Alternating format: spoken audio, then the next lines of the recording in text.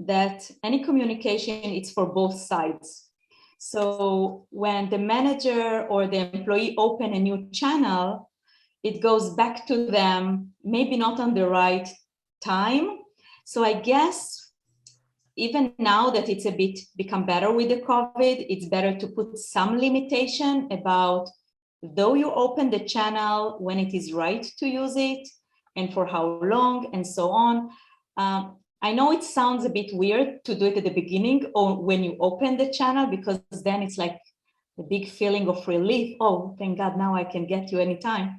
But it's better to do it before, then you don't feel the uncomfortable time that you say, yeah, I gave you my WhatsApp phone, but now it's not really the time that I'm available to take something from the work.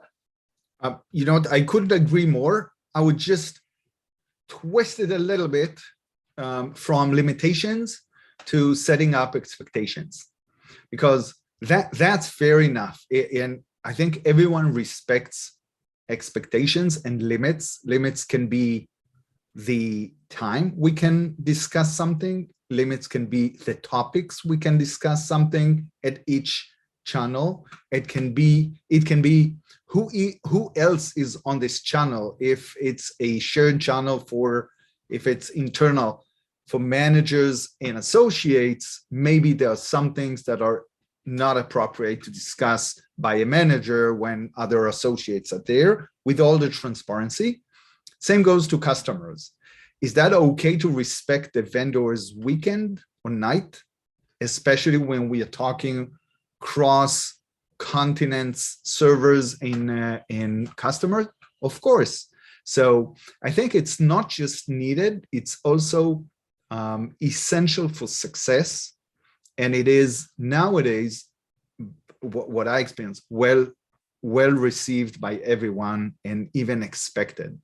And that can be, and again, to be practical here, when you are setting an external Slack channel to communicate with customers, or even if you give them their WhatsApp number, it's okay to add at the description of the group, what is the purpose of this group? What is included, and sometimes what's excluded to be discussed.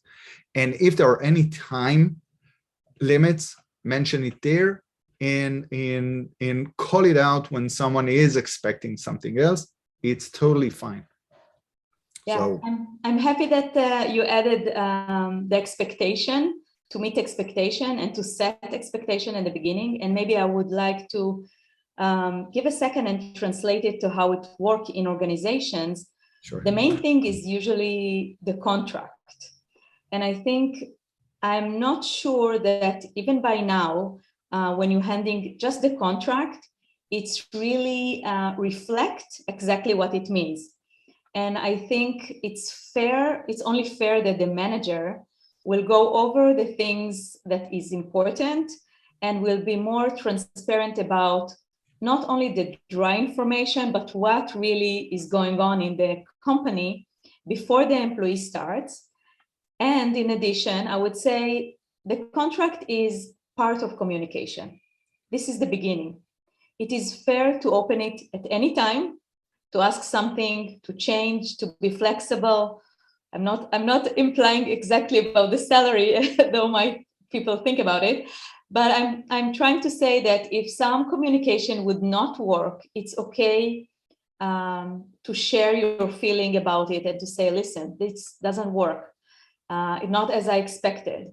And I think this is a cooperation between two people and how it works for them. And that's okay to say that it doesn't work well at some point.